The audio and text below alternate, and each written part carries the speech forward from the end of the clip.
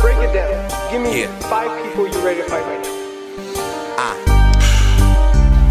Timothy Bradley, Paul, Floyd Mayweather, Devin Alexander, and whoever the fan wants.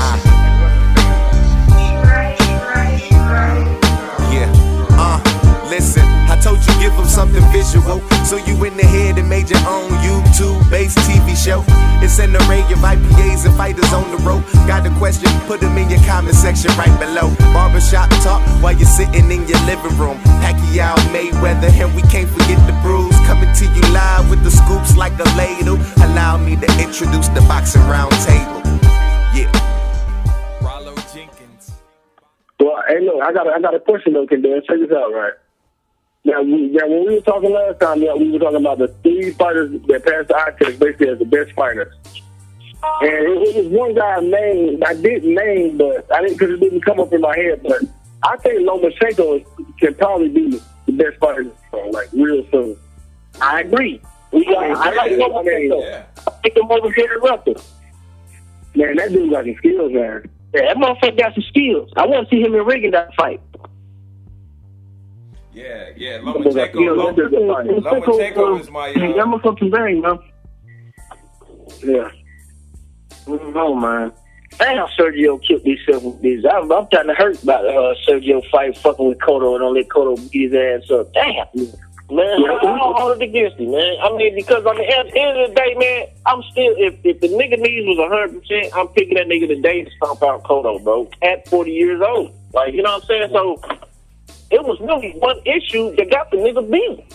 I mean, that was the worst we've ever seen Martinez look in a fight, period. Exactly. You know what I'm saying? That's what I'm saying. That's what I'm trying to tell y'all before, man. I told y'all before the fight that if you look at Martinez, before the Cotto fight, if you look at his last 3 fights, the nigga been knocked down in every one of those fights. He got knocked down by Chavez, got knocked down by, I think, Dan Barker. He got knocked down by Murray, and I think he got knocked down by somebody else. It's like, you can see the signs this dude keep getting, like, and them dudes ain't on Cotto level. I think the Chavez shit was more so that nigga doing what Mayweather didn't do. You know what I'm saying? Going in there trying to beat the shit out of him for 12 straight rounds. You know what I'm saying? And got caught. You know what I'm saying? Like Mickey Pay type shit. You know, when he got caught, he didn't run either. He still didn't even run when he got caught. Hold on, but we got it. I mean, he didn't even finish his point, man. Like, what you saying, Nate? No, I'm saying the signs was leading up to it that Sergio was on the decline because he was getting touched up and getting knocked down by these guys in his last 3 fights. So I'm like, man, 3 strikes out, man. He's gonna try to fight Cotto for his money, but he looked like he's declining. So Cotto jumped on at the opportunity, whooped his ass, and that's what I was saying when we were having this debate before. And y'all was saying how Sergio one of the 10 greatest middleweights all the time. I'm like, man, I don't see it. I said, I think he's a great fighter, but I don't think he's one of the 10 greatest middleweights all the time. And I don't think it's fair now to have that big leap. If y'all thought he was one of the 10 greatest before the Cotto fight, if he loses to Cotto, how is he not in the Hall of Fame at all now?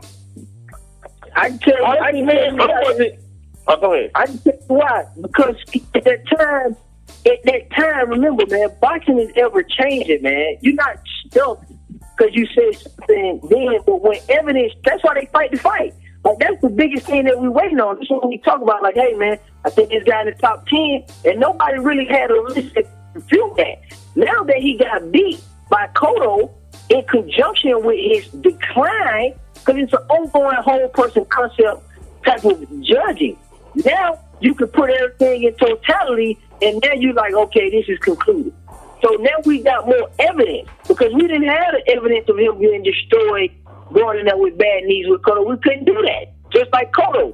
Now, if you had Cotto at a certain level, I'm pretty sure Cotto was elevated significantly higher because he beat Sergio Martinez. I mean, that's just what happens when you watch boxing on a consistent basis. Like, the things change. Now, I'm not saying he's not in the top 10 greatest middleweights all the time, because I don't think, look, most of the heavyweights probably might be in there for me. Just because he's in the top 10 middleweights, the standard might not be that high for that particular division. Like, it ain't like one of us gonna get on here and say, oh, I got a cruiserweight or a top 10 cruiserweight list, and probably one fucking cruiserweight might make it. And it might just be Holyfield and maybe David Haye. If that. Yeah. So it's not like I'm saying, well, how you got this guy ranked as the top the 4 cruiserweight of all time, but he's not in the Hall of Fame because the standard is different. Everybody know welterweight, and everybody know that heavyweight is the shit. I mean, that is what it is. Welterweight and heavyweight is the shit. Middleweight's always had one goon up there waiting for the 147ers to come up. I mean, it's always been there. There's always one middleweight that thrash everybody, and everybody be like, oh, man, I hope these 147ers go to middleweight. It's not been just a thick 160-pound division of natural 61 people. It's never been. It's always Bernard Hopkins beating up Trinidad and beating up De La Hoya, De La Hoya started off at 130. None of that. I want to talk about B Hop for a second, man, because I was really under the impression that the nigga had to really consciously pick who the nigga fought. You know what I'm saying? Like, they wasn't just gonna throw that nigga in there with anybody. Now, when we talk about niggas performing at certain ages, man, do we incorporate the losses in that shit too? You know what I'm saying? Like if the nigga is, as long as he losing, then he'll get, you know what I'm saying, he'll get the nigga he probably wasn't supposed to get out of there. Are we giving that credit? Like, you know what I'm saying? And I'm asking because I'm like, B Hop is impressive for what he's doing at his age, but it ain't like the nigga ain't lost. You know what I'm saying? Lost not too long ago neither. You know what I mean? So I'm just trying to figure out, like, when we assessing Bernard Hopkins in particular, like, is the standard as long as you able to compete and win some, and you might lose some, but you still win some, so that's cool? Or is a nigga that's going on? Because niggas think, I guess, when you get to like 35, you pretty much, that's really the old age. You know what I'm saying? That's when you coming up on the old age of boxing. And it's like, you got Floyd who's about to be 38, and he's still winning. You know what I'm saying? So he's past that old age of boxing. He's still winning. You had Klitschko, who's 40, and he's still winning. You know what I'm saying? So it's like, you give are we giving homage to, like, you know what I'm saying, Bernard Hopkins? You know what I mean? He can't go 5 fights without losing. You know what I mean? So, like how are we assessing him? Can I chime in? Can I chime in? Can I chime in? Yeah, I'm just asking. I mean, somebody just help me out. I'm just asking. Can I chime in? But you gotta look at it this way. Who has B Hop lost to? The people who he lost to, you got Jermaine Taylor, middleweight champion, who's a young girl. Bernard Hopkins was old then. People were talking about Hopkins needed to retire then. And he didn't get his ass whooped. He fought the motherfucker twice, and both fights was like 2 points away. All right, so he fought him twice. He lost to motherfucking Roy Jones back in the day. He lost to Kawasaki, which was another close fight. You know what I'm saying? Like, he lost to Chad Dawson, who was the lineal champion at the time in light heavyweight. I mean, Hopkins ain't just losing to Joe Blow. Yeah, exactly. I got him. Or getting knocked out or anything. Right, he never got his last one. But what I'm saying, if you say that you know, when we judging losses, then that means on the flip side, you look at an undefeated fighter as more than he is, right? You see what I'm saying? If you're you know, taking the stuff away from B Hop because he has losses, that means an undefeated fighter. You know what I'm saying? Just because they're undefeated, it means that they're, you know, at a certain level. I mean, Joe Kawasaki is the best fighter ever there or something.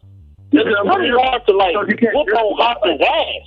Like, I mean, Hopkins don't get his ass whooped by nobody. I mean, you know what I mean? He gets dominated.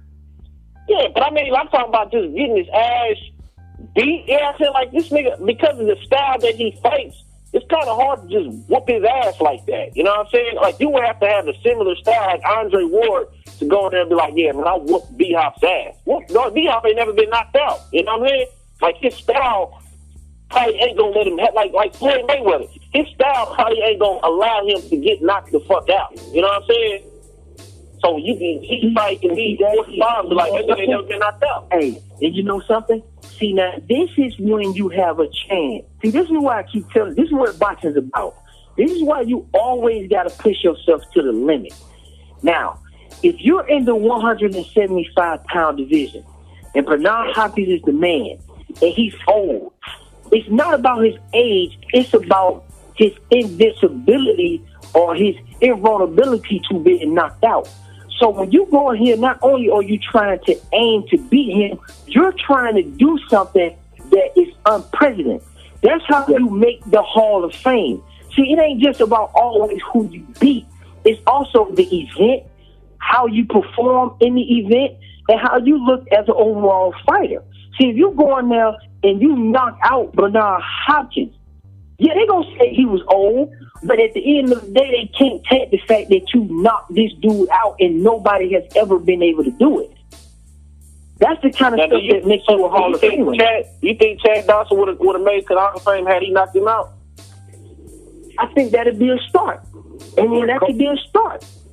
I mean, it ain't just one particular thing. It's that you got to, after he knocked him the fuck out, then what he should have did is he would have went down there and beat the hell out of Ward at 168 and been the lineal champion in both divisions.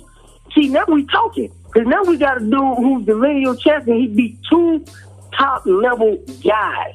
The guy who was the up-and-coming guy who won the Super 6 out of nowhere, took this strap, beat the oldest, biggest threat. Then let's say, he would have beat Donna Stevens, and kept his reign going. You got to do stuff like that, man. Constantly, look for innovative ways to enhance your rating. Shit ain't checkers, man. This shit chess, man. I ain't talking about that shit Mayweather got everybody thinking is about. Damn bullshit. So we all agree there's just one fucking thing that he could have did to make him where he's at, pretty much. Like beating B Hop wouldn't have put him there. Now it's a conjunction of things, man. You can't just ride off one victory. Okay, yeah, I'm just making sure we agree on that. Yeah. See, Bernard Hopkins is old in doing it. He was young when he was doing it. Yeah, Bernard Hopkins is what I like to call a rarity in boxing. He's a rarity in sports. You know what I'm saying? Because, hell, Michael Jordan, a lot of people say he's the greatest ever played, but shit, when that nigga came back with the Wizards, man, he's about as good as Robert Parrish or something. You know what I mean? Like, that motherfucker was hitting that. That nigga Jordan was still doing his thing. Now he was still getting his shit. Jordan was still a starter. He's still a player that can play. It's rare when you get a motherfucker of this B Hop age and still at the top. B Hop's still at the top. You know what I'm saying? And like he's fighting guys who normally motherfuckers would be ducking. You know what I'm saying? But he going after Kovalev. You know what I'm saying? Yeah. He didn't have to fight this dude. He's got to fight another exclusive. He can pass his record, hold his belt, and fight a bunch of nobodies. But this motherfucker's going after everybody who you think he good. Watch what I do to him. That's the attitude you're supposed to have as a fighter. Exactly. So, and then he beat mandatories. So he still got enough humbleness and time to say, okay, I'll satisfy my mandatory. Like he's doing it all the way boxing supposed to be, the way it's supposed to be done. If some of these other niggas took a page out of that book, we wouldn't have this problem. See, B Hop is doing a lot of good shit, man. I agree, man. I just really cannot get my mind around why the nigga don't want to fight Ward. I just say, like, everything is great about this nigga, man, but I'm really trying to understand why he don't want to fight Ward. It's really about fighting, man. What is he? I don't know, man. What is this? The nigga don't want to fight. I don't really know. You know what I'm talking about. I never understood it. But he don't attack you. He don't want to fight Andre Ward. This nigga want to fight everybody in his division. He want to just fight all these people, but we're going to overlook that and point to one motherfucker who ain't even fighting the niggas in his own damn division.